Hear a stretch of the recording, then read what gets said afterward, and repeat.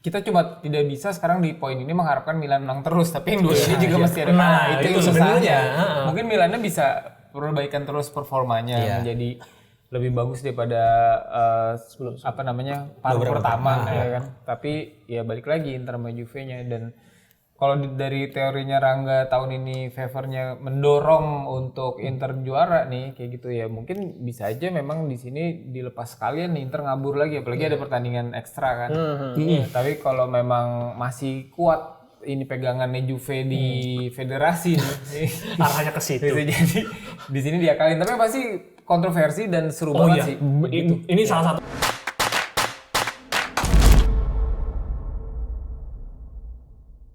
Halo Tifosi, welcome back to Pinball. Opini football. Kita akan membahas sepak bola dunia, khususnya Serie A. Nah, kali ini kita nggak ada opening ya, karena gue nggak bisa ide, bintang nggak ada. Jadi teman-teman mungkin yang mau cover lagu Pinball di IG-nya bisa di tag di Pinsport ya. Cover ya. Ini giveaway nih. Gua kasih kaos nanti, kaos gua tapi. Kaos dari Aldi. Kaos Ici bukan? Kaos Ici. Kaos Inter Podcast. Tidak. Apa itu? Enggak apa-apa. Tapi kan kalau nggak suka Inter gimana? Ya nggak apa-apa kan, podcast yang suka. Kita Suka podcastnya paling gitu. Emang ada yang nggak suka Inter? Kan banyak. Aku suka dari lahir. Nggak ada. Berat Bobo Pieri aku kan. Nah, di episode kali ini kita masih bersama-sama dengan gua Bara, Aldi, dan dua anak panti asuhan. Bajunya sama. Messi dan Cavani. Cavani.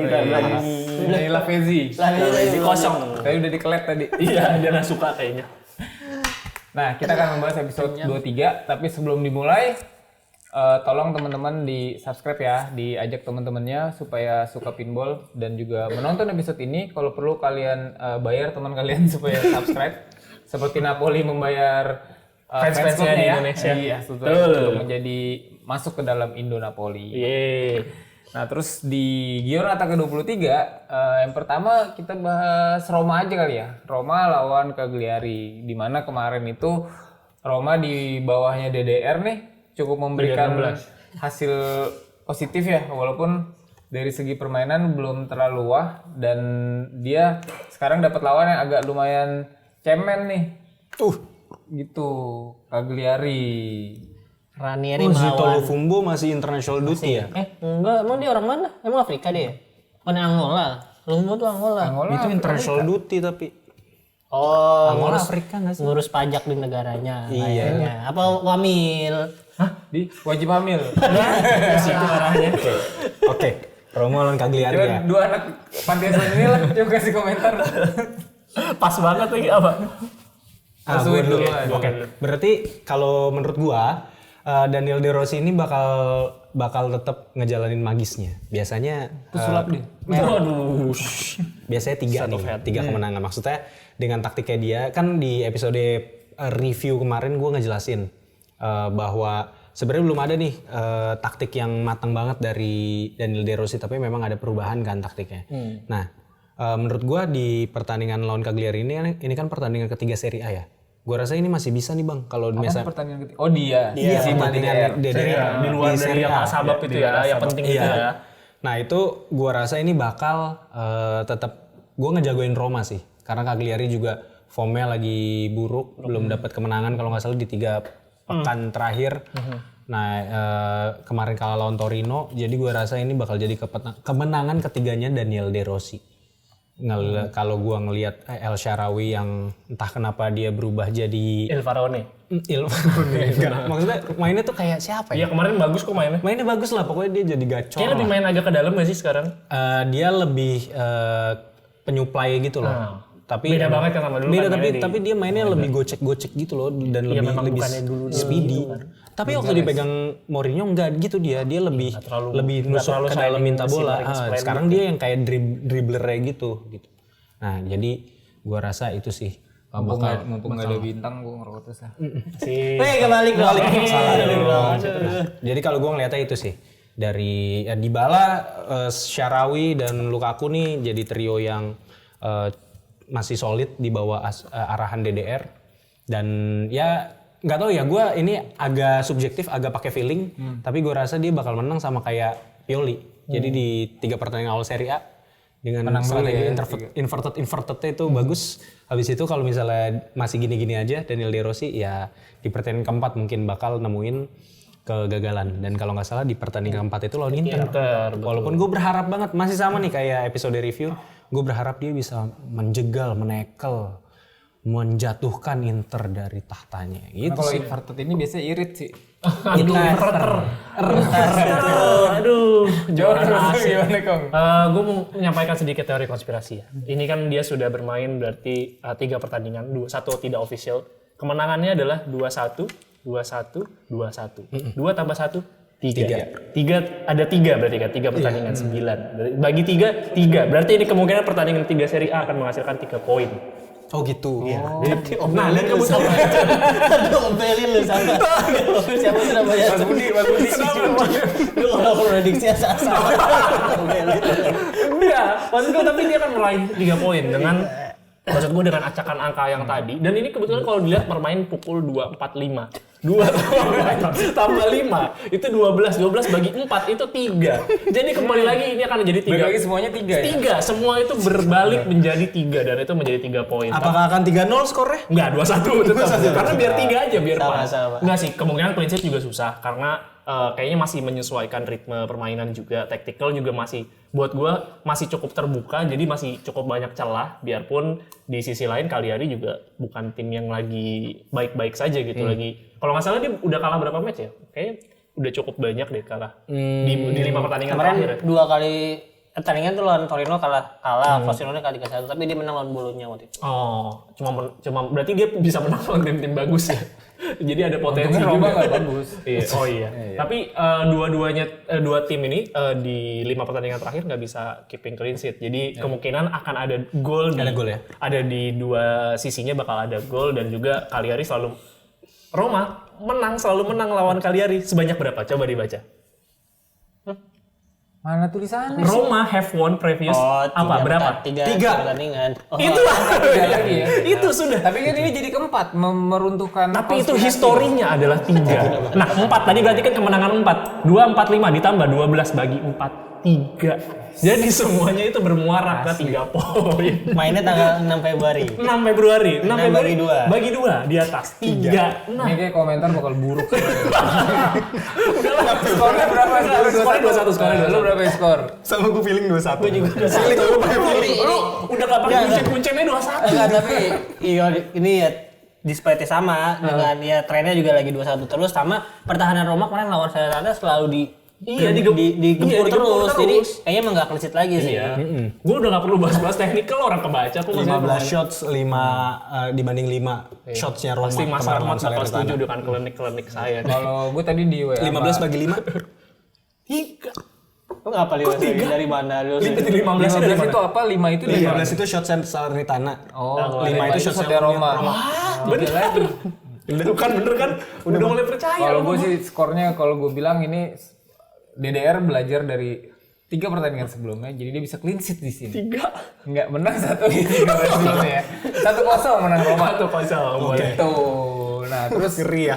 ini walaupun di Giornata 23 ini jarang banget pertandingan yang big match ya. Jadi kita angkat nih Atalanta sama Lazio nih. Karena kan ya kita tahu ada derby della Italia ya, Inter sama Juve, tapi yang lainnya bisa dibilang tidak berimbang. Nah sekarang kalau Atalanta sama Lazio gue rasa cukup seru buat kita highlight, di mana Lazio juga lagi susah untuk kalah walaupun juga nggak menang-menang amat, banyak serinya kan. Sementara Atalanta juga formnya stabil, lagi membaik lagi lah. di papan tengah menuju ke atas. Udah menuju ke atas kok dia. Benar. Dan sekarang posisi 4 besar. Bukan pertandingan yang membosankan kalau gue bilang sih, tidak seperti Lazio Napoli karena Atalanta juga bermainnya bakal nyerang, dan persaingan di lini mereka juga menumbuhkan kompetisi yang memberikan hasil yang terbaik antara Scamacca, De Ketelaere, dan juga Lukman yang on fire, Ya, tapi biarpun lagi sayangnya nggak bisa. di Nigeria. Tapi dia mengirimkan doa yang terbaik ya. Tapi kombinasi Ademola Lukman dan Osimhen tuh di Nigeria ternyata cukup berhasil loh. Dia 2-0 terakhir kan. Berarti Osimhen besok ke Atalanta. Iya gitu. Ademola Lukman ikut ke Chelsea sama Osimhen. Lukman tuh dari Leicester ya? Lukman tuh Leicester. Ya, sebelumnya di IPL deh. Nah, Di, menurut lu gimana nih, Di, jalannya pertandingan nih? Ini Atalanta gue rasa udah mulai menemukan sosok striker yang gue bilang agak hilang ya karena Scamacca warnanya cedera. Terus Luis Muriel cuma bisa main sebagai sub. Nah kemarin Scamacca udah mulai golin lagi nih. Kalau nggak salah 2 pertandingan terakhir selalu golin. Kemarin kan 1 gol lawan Udinese ya. Nah ini bisa jadi kuncinya di Scamacca besok. Apakah dia bisa mengkonversi peluang yang ada? Karena sebenarnya backnya Lazio atau pertahanan Lazio seperti yang gue bilang waktu di Supercopa itu nggak banget, pressingnya nggak ada. Jadi harusnya bisa dimanfaatkan dengan CDK yang bisa buka ruang atau bikin final pass atau passing yang terupas gitu. Jadi kayaknya sih Atalanta di sini bermain di kanan juga bisa meraih 3 angka nih menurut gua. Walaupun Lazio terakhir kalah itu 18 Desember ketika lawan Inter 0-2 di Serie A, cuman seperti ya gue juga pernah bilang kan, walaupun Lazio pas menang dia selalu digempur sama lawannya juga. Skala shoot on target walaupun dia punya ball position yang oke, tapi selalu banyak shoot yang masuk, banyak attempts lah musuh-musuhnya. Ketolong sama Provedel aja. Jadi menurut gue di sini bisa kalah untuk pertama kalinya di 2024 di Serie A. Tahan dulu skornya ya. Nih kalau dari lu nih enggak, kalau Lazio kan kita udah baca strikernya ya gitu-gitu aja ya. Nah kalau dari lu analisa lawan Atalanta bakal gimana nih? Kalau itu nggak diperbaikin sih feeling gue bakal jadi problem yang berkepanjangan karena ya secara kualitas di lini depan juga nggak kelihatan ngegigit sama sekali. Mungkin ada gol tapi itu juga bukan dari benar-benar open play yang benar-benar strikernya ciptain ruang yang cukup bagus. Tati Castellanos juga beberapa kali tuh sebenarnya pada saat ngebuka ruang juga nggak yang benar-benar posisinya bagus atau kadang juga lebih sering kelewatan gitu atau offside. Itu buat gue jadi kelewatan dipanggil loh. Waduh, mas ini ya.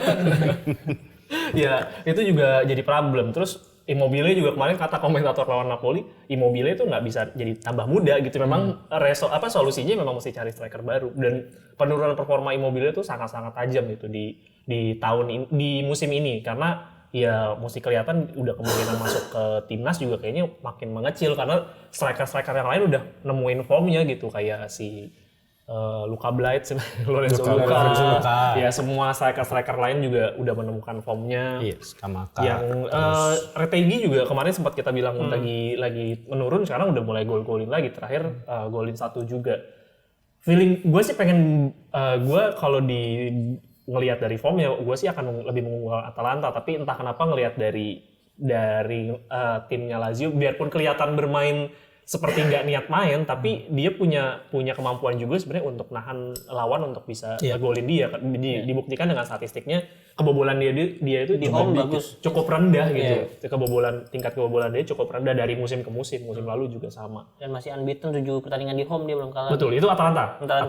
Tapi gue ngomonginnya Lazio juga. Lazio tuh juga secara tingkat kebobolan juga cukup sedikit ya di Serie A. Jadi dari musim lalu lebih cukup bagus banget gitu loh. Dan gue nggak tahu apa yang dicoba sama Sarri musim ini. Ini mengingatkan gue sama Sarrinya zaman dia di Empoli. Benar-benar bermain lebih mengandalkan bola-bola mati, counter attack, free kick, corner kick. Jadi benar-benar tactical tim papan tengah banget gitu loh. Dan gue nggak tahu emang apakah kualitas Lazio sejelek itu sampai dia harus mengambil taktik-taktik yang kayak begitu. Buat gue sih agak aneh sih. Jadi ya feeling gue sih berbagi poin malah. Berapa skornya? Berat sih, kemungkinan besar 1-1 atau 1-1 deh, gue pengen bilang 2-1 tapi 1-1 aja. Gue ngelihatnya Atalanta punya motivasi lebih di main di kandang tadi seperti yang Aldi bilang 7 pertandingan belum pernah kalah. Belum pernah kalah walaupun nggak semuanya menang gitu ya, pasti ada serinya juga.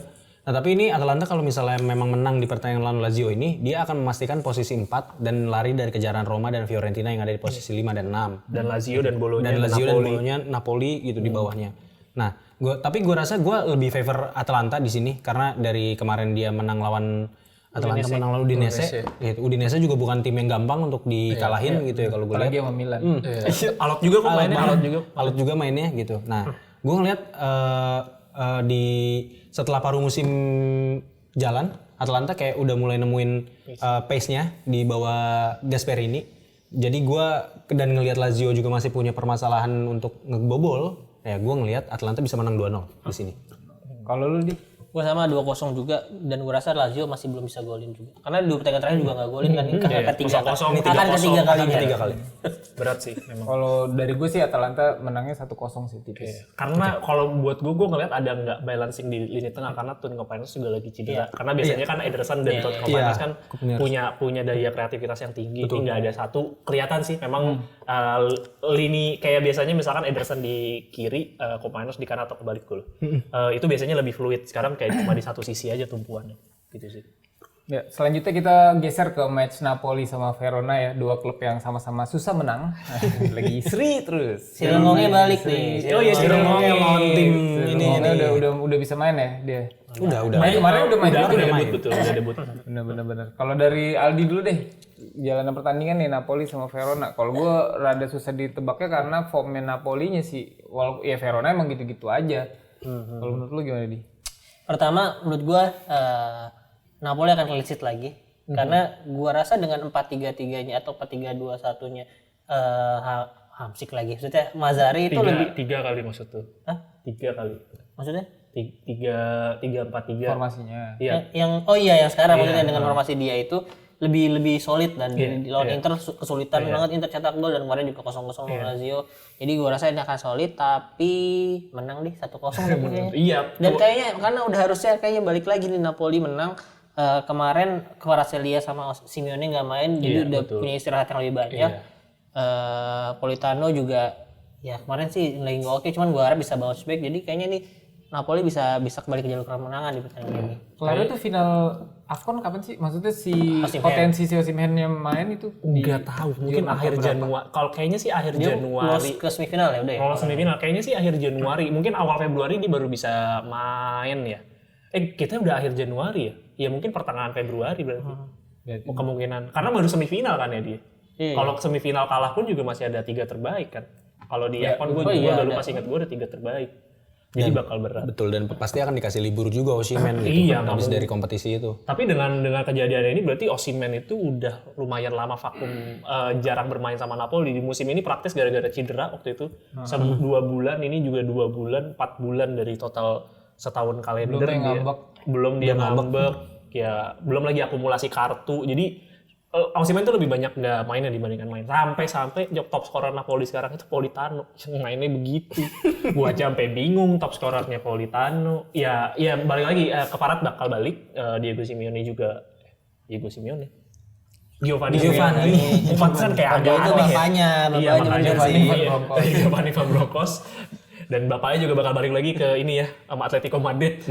Balik ke rumah. Tapi yang ngeliat ini bersyukurnya Meret masih cedera. Tapi memang Meret. Masih ada beberapa pemain sebenarnya yang gua harapin sih bisa join lebih cepat ya kayak Nathan sama Hamed Traore. Gua berharap dia bisa main karena kemarin itu yang udah main itu gelandang yang dipinjam Den Donker baru debut juga. Terus Ngonge juga baru debut. Gue berharap malah Ngonge bakal dipakai di posisinya si Politano sih. Iya. Karena Itu posisi terbaiknya dia sih. Iya, karena Politano semenjak diperpanjang kontrak emang jadi lucu sih mainnya. Orang tuh gitu ya, habis diperpanjang kontrak dia ogah-ogahan main ya karena baru naik gaji Baru naik gaji kayak seneng euforianya gitu. Terus kontraknya panjang lagi kan. Wah, bisa have fun nih gue. Gitu. Sama mungkin Politano berasa diangkat jadi karyawan tetap. Tetap. Ya ngelihat dari historical permainan dengan Hellas Verona sih so far harusnya nggak ada masalah untuk kalah ya. Tapi seri potensinya masih ada dan Hellas Verona dari dulu punya histori lumayan ngagetin Napoli. Jadi sering banget. Iya apalagi zaman dulu Giovanni Simeone pernah back to back pernah lawan Napoli juga. Feeling gue kemungkinan memang besar bakal clean sheet ya. Cuman gue mungkin akan sama kayak Aldi 1-0 karena masih belum nemuin betapa fluidnya nanti transisi dari tengah ke depan karena itu masih belum ketemu sih sampai sekarang. Ya dan gua harap si Di Lorenzo nggak di CB3 itu di Iya, karena terakhir sih lawan Lazio udah ditaruh di Red Midfield. Karena Ostigaard karena karena kan yang si Rahmani sama itu lagi cedera ya. Rahmani main si Nathan ya. Jadi ya semoga nggak dipasang di situ lagi. Tapi minusnya ketika Giovanni Simeone Di Lorenzo taruh di right midfielder, sisi backnya ini nggak ada yang ngelakuin through ball ke depan. Jadinya backnya benar-benar mati banget di situ. Paling mentok si Ostigar tuh naik sampai ke lini tengah. Ya, Itu jadi doang. ini yang kerja di kanan ya paling Politano sama Lorenzo Betul, juga. jadinya transisi ke depannya nggak sesmooth ketika Lorenzo yang di jadi kanan. bek kanan, Iya, bek benar sih, benar. sentral kayak RCB lah ya bahasanya. Tapi kalau gue bilang sih Napoli di pertandingan ini bisa breakthrough dengan kemenangan yang meyakinkan. Lumayan Kalau meyakinkan gue sih malah 3-0 sih. Kalau lu aja Gue ngerasanya bisa lebih. Malah Napoli gue rasa bisa menang 4-0 karena Hellas Verona punya catatan nggak pernah clean sheet dalam 5 pertandingan terakhir, kehilangan Cyril Ngonge, di mana Cyril Ngonge itu kalau nggak salah jadi gue nggak tahu dia top scorer atau bukan. Dia top scorer Hellas Verona musim ini kalau nggak salah. Iya betul kan? Terus juga emang Cyril Ngonge yang bikin gara-gara gitu loh. Maksudnya dia yang jadi key player untuk yang acak-acak lah. bikin kesempatan untuk Hellas Verona gitu. Jadi gue berani bilang 4-0. Iya, tapi memang agak kasihan sih Folorunsho tanpa ada Ngonge tuh gak ada gerakan untuk ngacak-ngacak lini belakang gitu. Kerja sendiri lah Folorunsho. Iya benar-benar. Oke. Nah sekarang pertandingan terakhir dari big club ya, Big. Masih ada satu lagi. Itu disimpan di paling akhir. Sekarang ini partai pembuka. Kalau ditinju nih partai pembukanya nih. Oh iya benar-benar. Ini Frosinone sama AC Milan. Kalau setelah kemarin seri lawan Bolonya nih Milan ya udah pasti dia harus bisa bounce back lagi untuk supaya bisa mempertahankan posisi di 3 besar ya, terus men-challenge tim-tim di atasnya. Dan Frosinone bukan lawan yang bisa dipermasalahkan sih kalau gue bilang. Setuju. Ini balik lagi ke Pioli dengan kabar yang Conte udah nggak main, ini yang gue belum bisa baca nih. Tapi yang pasti sih pemainnya bakal seneng, jadi dia bahkan pemainnya bisa mainnya lebih bagus nih, karena udah pasti membuktikan. Piolinya bakal out nih, jadi mampus kan lu. Oh udah ini ya, udah kayak si Klopp dia. Udah ada gentleman agreement. Kontenya kan, Kontenya. cuman si Piolinya kan belum mau keluar kalau dia ngomong. Kontraknya kan Oh udah habis tahun ini. Iya, kan diincer Napoli. Karena dia KPI-nya harus membawa Milan lolos ke 8 besar ya, U23 Piala. Salah, beda. Beda pelatih. Beda konten. Beda KPI. Ya, jadi Milan tidak ada kendala dari sisi pemainnya. Benasir juga udah balik lagi karena Aljazair sudah. Tapi cedera ya? Enggak sih, harusnya kemarin latihan. Udah latihan. Waktu itu sempat waktu di Piala Afrika agak cedera ditarik tapi aman. Desas-desus saya partial injury cuman nggak tahu ya. Maksudnya masih diragukan atau memang ternyata pas dicek udah cukup. Dicek sama Haji Naim deh. Enggak itu muscle bukan Haji Naim, otot bukan Haji Naim. Jadi kalau dari gue sih Milan bakal kembali ke tren positif ya. Bisa Karena kemarin udah yang jeleknya udah ketahan ya. Iya, Jadi dari 3 sekarang kali Pioli bagus rada bagus dikit. Tren negatifnya nggak sampai kalah, cukup seri. Jadi udah bisa naikin lagi. Kalau gue dari menang, kalau lu Frosinone 7 pertandingan belum pernah clean sheet. Terus juga Milan juga Frosinone cukup ramah sama Milan bang. Jadi dari 5 pertemuan terakhir Milan itu 3 kali menang dan 2 kali seri. Gitu ya. Terus seingat gue selama lawan Frosinone Rafael Leao itu tuh selalu bikin gara-gara gitu. Jadi selama Rafael Leao main harusnya dengan dribblingnya dia, dengan speednya dia, itu bisa ngacak-ngacak pertahanannya Frosinone, di mana memang nggak ada pemain yang bisa keep up gitu sama pace-nya Leao gitu. Kalau gue ngeliat si Frosinone gitu ya. Dan dari sisi lini serangnya juga Frosinone juga nggak yang terlalu bagus ya, dia ngandelin si Sule. Itu si Sule. Jadi selama Sule bisa dimatiin sama entah Reinders atau siapa gelandang bertahan Milan gitu. Nah itu gue rasa nggak jadi masalah. Terus striker-strikernya, iya benar. Secara individu Milan di atas kertas menang lah dibanding Frosinone. Terus juga gue lumayan tenang. Simon Kjær main beberapa pertandingan ini solid gitu ya. Balik ke performanya. Dan ya udah gue nggak ngelihat Frosinone bisa menang sih di sini. Kecuali ada faktor X yang emang kayak entahlah kartu merah Milan atau memang Milan kayak tiba-tiba Milan mainnya berantakan banget gitu. Jadi selama Milan masih sesuai taktiknya, itu gue rasa nggak akan kalah sih. Skornya, gue. Tadi lu bilang bisa clean sheet lagi kan? Gue yakin clean sheet sih bang. Tapi kalaupun Frosinone ngegolin 1, jadi antara 3-0 atau 1-3. Pilih dong. 0-3 atau 1-3. Gue lebih feeling 1-3. 1-3. Oke. Kalau dari gue sih Milan bakal menang 0-2. 0-2. Lu berdua. Susah clean sheet sih kalau kata gue. Pasti bakal tetap kebobolan, apalagi Ibrahimovic ini lagi jago nih. Ibrahimovic KW. Harijon. Iya, ya lumayan oke buat gue sih, bisa jadi 1-3 sih. Lu di 1-3. Gua sama 0-2 juga. Karena gua 0-2, tapi skor ya, skor. Apa? 0-2 skor. Skor. Gua 0-2. Karena lawan Atalanta dia dibantai 5-0, lawan Juve juga di Coppa dibantai 4-0. Jadi memang pertahanan Frosinone musim ini tidak baik ya. Frosinon. Lu pengen ngomong Frosinon ya? Itu kan bintang, itu punya bintang, jangan. Dipakai sekali enggak apa-apa, pinjem. Aduh, kayak gue intinya menang 0-2 lah. 2. nggak ada megang duit apa ya? Frosinone menangnya lawan Napoli doang, Bang. Iya. Belum, orang Frosinone kalah 3-1 waktu itu lawan Napoli. Kan Copa. Oh, Coppa. Oh, di Coppa. Ini bantai malah di Coppa 4-0 kan. 4-1. 4-0 ya? 4-0. Nah, itu Napoli non. Bukan Frosinone. Kayak nggak ada megang duit apa ini? Nggak ada jajanan lapar. Ya Allah. Maksudnya astaga. Nongol dulu apa Bang sini, Bang? Iya sesuai skrip nih. Yanto Basna. Katanya mau. Ayo Yanto Rodolfo. Basna. Rodolfo. Iya. Gimana Liga Thailand bagus enggak? Lah iya Rianto ya. Burungnya gua aja. Ini abis makanan. Habis kayaknya. Ya udah dah, kita lanjut aja. Habis kita pulang. Makan, Mar. Abang tidur ya, abang tidur. Sini kita ke Sepel abis ini. Waduh masih buka. Ada Sepel. Di Jepun. Nah ini Grande Partita yang kita tunggu. Grande Partita. Menjadi Derby del Italia, Derby della Italia. salah satunya match yang mungkin krusial banget buat kedua tim ya, karena Bener-bener berebutan posisi 1. benar. Sebagai pendukung Inter yang harus dituntut bersemangat dan merosting tim lain ya bagi. Kita kan tadi janjian di backstage aja dong. Enggak, tapi Lu ini jangan humble-humble dong. Lu humble gini makanya guys. Lu kenapa sih nggak pernah mau mengeluarkan pernyataan yang percaya diri gitu? Ini Tapi lu tuh selalu normatif. Apa istilahnya? Iya. Iya. Alah Juve doang mah gitu dong. Alah Juve kaget doang. lu lagi bagus Juve serius. Bisa kali padahal tadi di belakang Juve doang. Menang ini pede gue gitu. Lu depan kamera ada personality lu. Brandingan lu beda. Enggak, tapi ini menurut gua akan menentukan bener.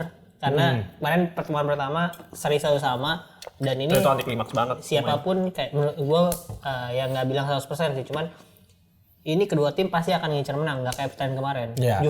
Juve dan Inter kemarin kayak agak hati-hati lah, Inter akan bermain di UCL, terus ya ini dapetin head to head. Kalau kalian head to head saya udah seri, ini main di kandang Inter juga pasti akan ngincer menang head to head nih. Karena kalau misalnya ya amit-amit lah nanti agak sulit ke depannya, tapi lu lawan terdekat lu udah Juve, lu unggul head to head akan lebih pede aja gitu. Karena waktu Inter yang Milan juara itu Inter kan kalah head to head. Jadi di pertandingan terakhir itu kalau nggak salah Milan seri aja udah menang karena unggul head to head. Jadi di pertandingan terakhir Milan lebih punya percaya diri gitu. Nggak harus menang kok, gue seri aja udah bisa, dan malah waktu itu menang karena lawan Atalanta ya kalau nggak salah. Gitu. Jadi ini akan jadi pertandingan kunci sih menurut gue. Setuju. Dan ya gue harap juga Juventus keluar dari pakemnya nih. Biasanya dia main menunggu, nah karena ini ngincer menang juga, gue harap dia lebih open play dan bisa dimanfaatkan oleh Inter. Sorry Bang, gua timpalin ya. Menurut gua Juventus bakal tetap main bertahan tetap main reaktif, bertahan, tapi gua rasa dia bakal lebih ngegigit ketika dia megang bola. Ketika dia ngerebut bola, gua rasa nggak yang akan langsung didorong ke depan, tapi mungkin akan ada possession yang terjadi di situ gitu. Gua rasa ya. Dan ini pertandingan bakal berjalan keras gua rasa. Maksudnya body challenge, sliding tackle dan lain sebagainya itu pasti bakal terjadi itu. Tapi gue nggak tahu kenapa Bang, gue kayak feeling gitu ya. Juve bisa menang 0-2 Di kandang Inter loh. Di kandang Inter tahu. Gue tahu Giuseppe Meazza atau San Siro ini punya daya magis gitu ya, punya daya magis untuk tim yang bermain di kandang ya, dan juga Inter disupport sama para Kurva Nord ya. Tapi gue rasa Juve bisa nyuri kemenangan di Para sini. fans akan pulang dengan kecewa. Karena gini, Kenan Yildiz di pertandingan kemarin disimpan. Akhirnya terkorbankan lah itu, jadi 1-1 kan si lawan Empoli gara-gara milik cedera. Habis itu kalau nggak salah Adrien Rabiot juga nggak main. Cedera soalnya kayaknya kemungkinan. Cedera ya? Masih dipertanyakan lah dia bisa main. dia pokoknya. Tapi doubtful tapi nggak doubtful sih, tapi gue harap dia bisa main. Terus juga solidaritas sama Pogba aja kan. kemarin yang nggak main juga tuh pemain Juve tuh yang disimpan juga. Pogba. Enggak, bukan. Tapi Iya, Weah nggak nggak main. main, Chiesa nggak main gitu. Wea main kemarin. CS emang masih cedera. Chiesa Moiskin kali. Moiskin emang cedera. Moiskin kali. Emang Enggak, selain Yildiz tuh ada Cedera juga gara-gara selebrasi, cedera gara-gara selebrasi. Selebrasi apaan? Selebrasi Golin gagol, belum. dua Oh, selebrasi iya, gagol. Jadi Enggak, tapi ini bakal jadi pemain lengkap lah. Maksudnya duet Vlahovic sama Yildiz yang kita tahu udah menghasilkan Lagi on fire lah. bisa lebih dari 1 gol Lagi. lo Juve menang kan gara-gara mereka main itu lagi main, lagi on fire gitu. Terus juga lini tengahnya walaupun Miretti ini bau ya. Dan gue berharap itu Miretti bisa diganti sama pemain yang setipe, selevel atau lebih baik ya. atau main Fagioli muda nggak aja ada. bertaruh sendiri, Iya, bertaruh aja. atau bertaruh mungkin di situ bisa diisi sama Valusi. Valusi atau si paksain aja lah si Cambiaso di tengah gitu sama si McKennie gitu ya. Nah, terus udah deh. Gua rasa itu bisa jadi strategi yang baik untuk ngeredam lini tengahnya Inter sih kuncinya di situ. Tapi lu kesimpulannya jadi gimana di itu? Kesimpulan gue 0-2. Kesimpulan gue 0-2. Iya udah. Juventus. Gak apa-apa. Kalau Juventus menang 0-2, gue kecup pipinya Bintang. Iya bener ya. Tolong nih, Juve menang. Gue kecup. Sayang banget gue langsung sama fans Juve gue. Kalau gua sih tetap pede Inter juga bisa menang. Ya, karena kemarin ya kalau Juve nyimpen Yildiz, ya kemarin Inter nyimpen Calhanoglu sama Barella. Gak bisa main. Disimpan. Nggak bisa main Maksudnya, namanya mah. ya maksudnya dia lebih fit juga pastinya dan ya itu lagi nggak punya cedera lagi kecuali si pemain Juve juga si Juan Cuadrado kan. Iya jadi sebenarnya lagi dalam full team yang kondisi baik-baik aja dan lini belakang juga lagi oke, pertahanan baik, kiper juga banyak clean sheet. Nah, gua tinggal ngelihat aja nih reaksi Inzaghi nih kalau misalnya Juve-nya main open play pasti akan bisa dimanfaatkan. Nah, kalau agak kayak kemarin seperti yang lu bilang akan nahan-nahan, gua harap dia bisa cari cara lain karena lewat counter attack kayak seperti gol yang kemarin si Lautaro itu akan sulit banget sih kalau misalnya si Juve itu kan gue juga kaget waktu itu Juve agak maju kan makanya bisa jadi counter attack kan. Gue harap sih bisa cari cara lagi gitu. Gue 2-0 untuk Inter. sama. Lu 2-0 gue 0-2 ya. Ini kan pertandingan penting banget dia buat Milan. tadi head to Kalau head 0-0 ya, segala kalau 0-0. macam. Bukan dengan mengingat krusialnya pertandingan ini demi perburuan Scudetto. Tapi yang memegang peranan atau penentu di sini adalah siapa? Gue yakin ini pertandingan bakal penuh kontroversi. Wasit. Karena wasit akan Favor kemana gitu ya. bahkan melakukan sesuatu di sini nih. Wasitnya siapa ya? Apakah ini memang benar Liga Italia seperti yang sudah-sudah penuh dengan kontroversi? Gue ngelihat di sini sih sebenarnya gue bukan setuju ya. Gue Juve dong di favor dong kalau udah wasit dong. Makanya ada hal-hal kayak gitu yang mungkin memang secara skema tidak ingin memenangkan Inter. Gue Juve bisa menang tipis 0-1 sih kalau gue. Suka nggak suka sama omongan lu Bang dan teman-teman mungkin suka nggak suka dengan kalimat wasit lebih favor Juve itu udah dibahas juga banyak di pundit-pundit bahkan di IFTV ya Rang ya. Itu beberapa kali emang selalu disindir tuh fans itu Juve jadi gitu. pertanyaan gitu. Ya itu jadi gimana favor. ya? Biarpun di season ini gua akan tarik ke 5 season sebelumnya. Teman-teman fans Inter mungkin bakal banyak yang banter gue, tapi maksudnya datanya ada, bisa dilihat. Jadi ada data statistik based on yellow card per foul. Inter itu salah satu yang paling kecil di 5 musim terakhir, yaitu di bawah 2, pokoknya 2,5 ke bawah. Jadi dia 2,5 pelanggaran baru, atau 3 misalkan kita round up. Satu yang disemprit. Ya, satu yang jadi kartu kuning. Napoli yang paling unlucky. Napoli itu 4 pelanggaran dia langsung kartu kuning.